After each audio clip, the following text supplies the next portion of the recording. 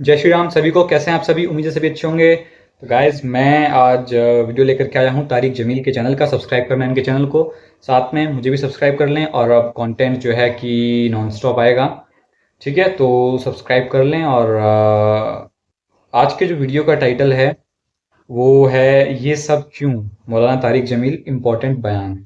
तो क्या ये वीडियो होने वाला है, आइए देखते हैं। ठीक है, बिना देरी के शुरू करते हैं, फिर करेंगे इस पर चर्चा। Let's get started.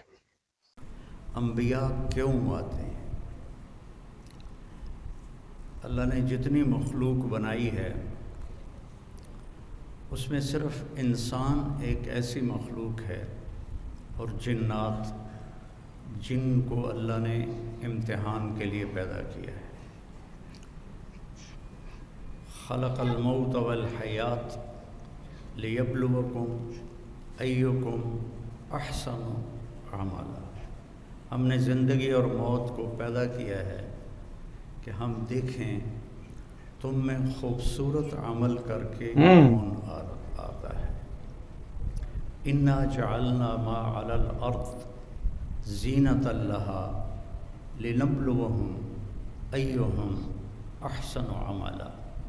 हमने ये दुनिया तुम्हारे लिए बड़ी खूबसूरत बनाई है, लेकिन हम ये देखेंगे कि अमल को खूबसूरत कौन बनाता है।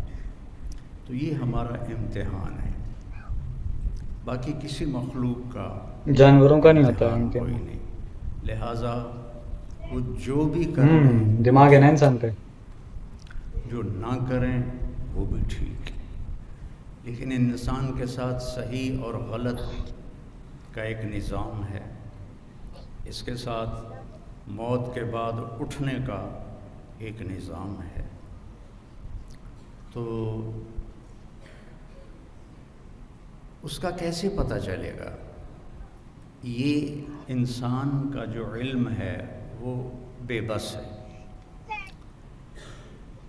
सारी मखलूक को अल्लाह पैदा करता है इंतहाई तालीम याफ्ता।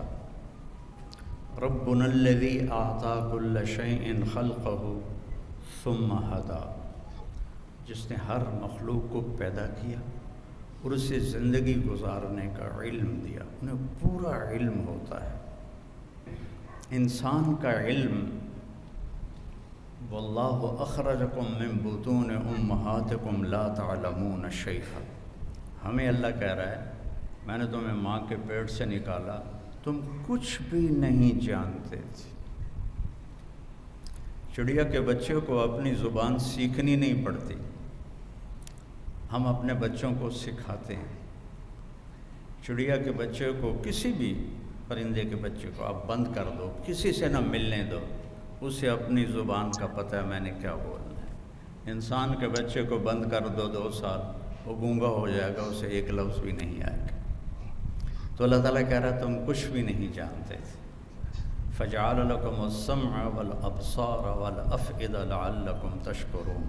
फिर तुम्हें इल्म हासिल करने के आलात दिए, आँखें दी, मेन कान चीज़ दिए, दिमाग दिया, अकल। मेन दिमाग चीज़ तो दिया, अकल ही है, अकल दी, बाकी ये ताकि तुम कान, हासिल नाक, भी करो, आँख, ये शुक्र भी सब तो अदा जानवरों पे करो। भी है।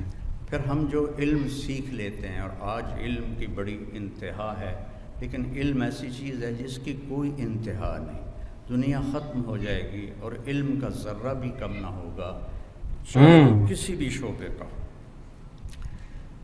तो अल्लाह ताला फरमाता है, वमा ऊतीतुम मिनल इल्म इल्ला क़लीला। हमने जो तुम्हें इल्म दिया है बहुत थोड़ा है। अल्लाह ने ये नहीं कहा जो तुमने सीखा वो बहुत थोड़ा है। वमा तअल्लमतुम इल्ला क़लीला, जो तुमने सीखा है नहीं। वमा ऊतीतुम, जो हमने तुम्हें दिया है। मैंने शरीयत का इल्म पढ़ा, आप डॉक्टरी का इल्म पढ़ रहे हैं, पढ़ते रहें कि कभी ख़त्म ना होगा। शरीयत का इल्म पढ़ते रहो, कभी ख़त्म ना होगा। तो अल्लाह ताला कहते हैं इल्ला क़लीला, थोड़ा सा है, थोड़ा सा है। तो अब इंसान दुनिया में क्यों आया है, इसे क्या करना है, नहीं जानते। जानता हूँ मौत मैं। क्या है शुरू से एक बहुत बड़ा तबका है, आज भी है, आइंदा भी है हात लिमा तो वादून, कुछ नहीं है मौत के बाद, बहुत मर कुछ है, गए मौत के बाद मिट्टी तो है से। बहुत कुछ। इन हिया इल्ला हयातुना दुनिया नमूत व नहया वमा नहनु बिमबऊसीन, बस यही मौत ज़िंदगी तो है, घट चुकी है। यही जीना है, यही मरना है। जो बाबर का एक मकूला मशहूर है, बाबर बैश कोश के आलम दोबारा नेस्त। मुग़ल बादशाह बाबर पर एक दौर था जब वो शराब भी पीता था, दाढ़ी भी मुंडाता था। तो फिर जब उसकी राना सांगा से टक्कर हुई तो वो बहुत बड़ा लश्कर लेकर आया था और इसके पास बहुत थोड़ा सा लश्कर था। तो उसने फिर शराब की सराहियाँ तोड़ी, दाढ़ी मुंडाने से तौबा की और अल्लाह ने उसको राना सांगा के ख़िलाफ़ फ़तह दी। तो अपनी अयाशी के दौर में उसका एक मकूला है, बाबर बैश कोश के आलम दोबारा नेस्त। बाबर मौज करो, मज़े करो, ज़िंदगी दोबारा नहीं आएगी, आगे पता नहीं कुछ है भी है कि नहीं है। तो हमारे इलाके की पंजाबी में एक मुहावरा है, ए जहाँ मिठा ते अगला कहें डिठा।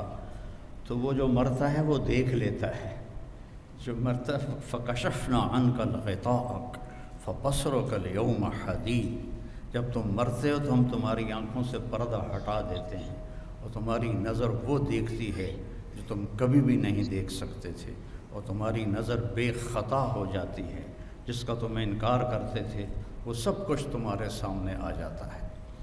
तो अब क्यों पैदा किया? मैंने कोई दरख्वास्त तो नहीं दी थी।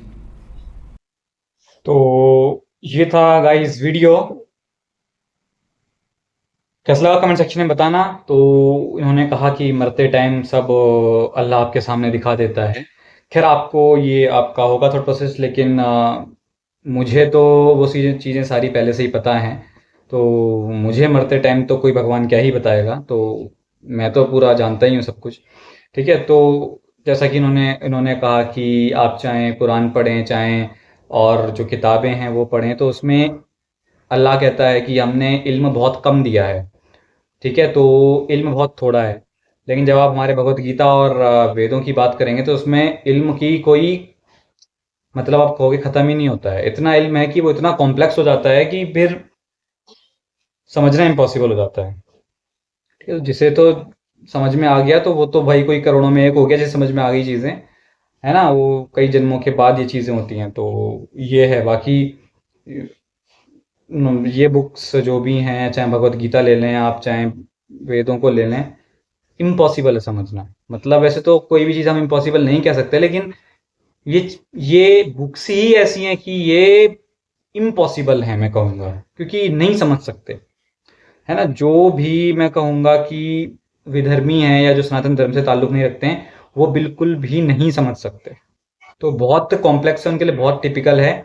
तो आप देख सकते हैं कि इसमें आप चाहे हमारे वेदों को ले लें, आप भगवत गीता, भागवतम, उपनिषद, इतनी सारी तो किताबें हैं। आप एक जन्म में पढ़ेंगे, आप एक जन्म में ख़त्म ही नहीं कर पाएंगे भाई, क्या करेंगे आप। अगर आपने रीडिंग मार भी ली तो उस रीडिंग का कोई फ़ायदा नहीं है, ठीक है ना। उस रीडिंग का कोई फ़ायदा नहीं है। जैसे आपने रीडिंग करी न तस्य प्रतिमा अस्ति, वेद का एक श्लोक है कि उसकी कोई इमेज नहीं है। तो आपने इसकी एक रीडिंग कर ली और आपने उसका मीनिंग समझ लिया कि इसकी कोई इमेज नहीं है, तो बस इतना ही समझ सकते हैं आप, क्योंकि इसके बाद का जो ज्ञान है वो आप नहीं समझ पाएंगे। तभी आप चाहें देख लें जाकिर नायक को या जो भी हैं ऐसे, वो सब एक ही श्लोक कोट करते हैं, न तस्य प्रतिमा अस्ति, उसकी कोई इमेज नहीं है। तो इसके जो इस श्लोक का अर्थ है वो इतना गहरा है भैया कि उस श्लोक के अर्थ के लिए आपको पूरे वेद पढ़ने पड़ जाएंगे, पूरी भगवत गीता पढ़नी पड़ जाएगी, सारे हमारे ग्रंथ पढ़ने पड़ जाएंगे, ठीक है। और सिर्फ पढ़ने से कुछ नहीं होगा, रीडिंग मारने से कुछ नहीं होगा। रीडिंग मारने से यही होगा कि उसकी कोई इमेज नहीं है, बस आप इस नतीजे पर पहुंचे। तो उससे होगा क्या, आप भ्रम में रहेंगे, ठीक है। तो दुनिया का सबसे बड़ा भ्रमित आदमी वही है जो अपने ईश्वर को बाहर खोज रहा है, जो अपने ईष्ट को, अपने गॉड को बाहर ढूंढ रहे हैं ना अपने शरीर से। तो वो बहुत ही बड़े एक भ्रम में है, ठीक है, तो मैं तो यही कहूँगा। ठीक है, सबसे बड़ा जो भ्रमित आदमी है वो पूरे यूनिवर्स का वो वही है जो ईश्वर को बाहर खोज रहा है। ठीक है, वो किसी भी रूप में खोजे, अगर वो बाहर खोज रहा है तो वो बहुत बड़े भ्रम में है, तो उसका कुछ नहीं होने वाला। ठीक है, ना जीते जी कुछ होगा, ना मरने के बाद कुछ होगा। उसका at the end of the day उसका सत्यानाश ही होना है, जो बाहर ढूंढ रहे हैं चीज़ों को। ठीक है, तो एक्सट्रोवर्ट होके कुछ नहीं होना है, जो भी होगा इंट्रोवर्ट होके ही होगा। तो या जो भी कहते हैं कि मृत्यु के बाद क्या है, लाइफ कुछ नहीं है, या ये जो भी है, तो आप सीधी सी बात करें, आप सब धार्मिक ग्रंथों को छोड़ें। खैर, आप सीधा साइंस को पकड़ें। साइंस क्या कहती है? Energy can neither be created nor be destroyed. बात खत्म। हम भी वही कहते हैं, ऊर्जा का कभी कोई निर्माण नहीं किया जा सकता, ना ही उसका विध्वंस किया जा सकता है, वो निरंतर परिवर्तित होती है। बात खत्म। ये हमेशा से चलता आया है और चलता रहेगा। ठीक है, करोड़ों जन्म हुए हैं, होते रहेंगे, अलग अलग यूनिवर्सेस में होते रहेंगे, तो उसमें इतना रॉकेट साइंस कौन सी बात है भाई? आप किसी की आप मजहबी किताब पे क्यों भरोसा कर रहे हैं? आप साइंस पे बिलीव करें ना, सीधी सीधी बात। छोड़ें सारी मजहबी किताबें, साइंस क्या कह रही है बात। साइंस ने ये कहा, ऊर्जा का नियम दिया, ठीक है भाई, हमने वेदों में भी वही दे दिया था, हमने वेदों में भी पहले कह दिया था, भगवद गीता ने भी यही पहले कह दिया था। ठीक है, वो साइंस ने भी कह दिया, तो बस उसमें अब क्या है? अब हम तो डाउट में है नहीं भाई, हम तो अब चिल हैं। ठीक है, अब डाउट में वो आएंगे जो कहते हैं कि इसके बाद जो है कि आखिरत का फैसला होगा, जन्नत जाएंगे, जहन्नुम जाएंगे और ख़त्म, डेड हो जाएगा मामला, ये आखिरी जन्म है। तो ये एक बहुत ही मतलब किस बिहाफ पे कोई कह सकता है कि ये आखिरी जन्म है? कैसे प्रूफ करेगा कि वो आखिरी है? क्योंकि आप ऐसे नहीं कह सकते ना कुछ भी कि हाँ भाई ऐसे ऐसे हमारी किताबों में लिखा है। प्रूफ करके दिखाए ना आप। मर के तो आप प्रूफ करेंगे नहीं, अब मर के भी कुछ नहीं होगा, आप ट्रैप हो जाएंगे। ठीक है, क्योंकि जिस थॉट प्रोसेस के साथ आप शरीर छोड़ेंगे, उस थॉट प्रोसेस के साथ ही आपका जो है नेक्स्ट जो होना है वो होगा। अगर आप इतने जो है कि कंजर्वेटिव माइंड के साथ शरीर छोड़ेंगे तो फिर जन्नत जहन्नुम तो आप छोड़ दें, आप तो कहीं बीच में ही ट्रैप हो जाएंगे, वहाँ तक ही नहीं पहुँच पाएंगे। तो साइंटिफिक साइंस क्या कहती है कि एनर्जी ना कभी पैदा हुई है, ना कभी ख़त्म होगी। तो भैया ख़त्म कैसे हो सकता है जन्म? फिर जन्म ख़त्म हो ही नहीं सकता ना फिर, है ना मैं पैदा हुआ, ना मैं कभी मरूंगा। पैदा जो हुआ वो ये शरीर था, मरेगा वो भी ये शरीर है। ठीक है, तो मैं तो ये शरीर नहीं हूं ना भाई। ये शरीर तो चाहे मरे कटे मुझे क्या, मैं तो हमेशा से था, हमेशा से हूँ और हमेशा रहूँगा। ठीक है भाई, तो मैं तो साइंस के साथ चल रहा हूँ, हमारे धर्म ग्रंथ साइंस के साथ चल रहे हैं। ठीक है, मैं ना कभी क्रिएट हुआ हूँ, ना कभी डिस्ट्रॉय होऊंगा, हमेशा परिवर्तित होता रहूँगा डिपेंडिंग अपॉन द कर्मा। आपका प्रमोशन होता है, डिमोशन, वो डिपेंड करता है आपने क्या किया है जो लाइफ मिली उसमें। तो ये चीज़ें हैं। बाकी कैसा लगा वीडियो बताना मुझे। तो मिलते हैं नेक्स्ट वीडियो में, तब तक के लिए भारत माता की जय, वंदे मातरम, जय श्री राम।